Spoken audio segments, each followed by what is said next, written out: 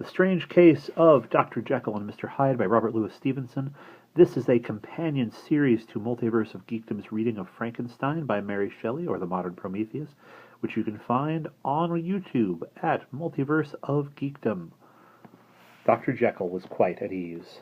A fortnight later, by excellent good fortune, the doctor gave one of his pleasant dinners to some 5 or 6 old cronies, all intelligent, reputable men, and all judges of good wine, and Mr. Utterson so contrived that he remained behind all the others had departed.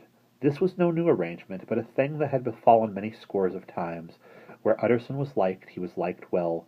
Hosts loved to detain the dry lawyer when the light-hearted and loose-tongued had already their foot on the threshold. They liked to sit a while in his unobtrusive company, practicing for solitude, sobering their minds in the man's rich silence after the expense and strain of gaiety. To this rule Dr. Jekyll was no exception, and, as he now sat on the opposite side of the fire, a large, well-made, smooth-faced man of 50, with something of a slyish cast, perhaps, but every mark of capacity and kindness, you could see by his looks that he cherished for Mr. Utterson a sincere and warm affection. "I have been wanting to speak to you, Jekyll," began the latter. "You know, that will of yours, a close observer, might have gathered that the topic was distasteful, but the doctor carried it off gaily. 'My poor Utterson,' he said, 'you are unfortunate in such a client. I never saw a man so distressed as you were by my will, unless it were that hide-bound pedant Leighton, as when he called my scientific heresies. At what he called my scientific heresies. Oh, I know he's a good fellow, you needn't frown, an excellent fellow, and I always mean to see more of him, but a hide-bound pedant for all that, an ignorant, blatant pedant. I was never more disappointed in any man than Leighton.' 'You know I never approved of it,' pursued Utterson, ruthlessly disregarding the fresh topic. 'My will? Yes, certainly, I know that,' said the doctor, a trifle sharply. 'You have told me so.' 'Well, I tell you so again,' continued the lawyer. 'I have been learning something of young Hyde.' The large, handsome face of Dr. Jekyll grew pale to the very lips, and there came a blackness about his eyes. 'I do not care to hear more,' said he. 'It is a matter I thought we had agreed to drop.' 'What I heard was abominable,' said Utterson. 'It can make no change. You do not understand my position,' returned the doctor, with no certain incoherency of manner. 'I am painfully situated, Utterson. My position is a very strange one.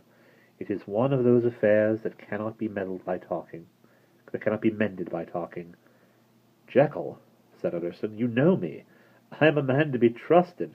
Make a clean breast of this in confidence, and I make no doubt I can get you out of it.' 'My good Utterson,' said the doctor, 'this is very good of you. This is downright good of you. I cannot find words to thank you in. I believe you fully. I would trust you before any man alive, I before myself, if I could make the choice. But indeed it isn't what you fancy. It is not as bad as that.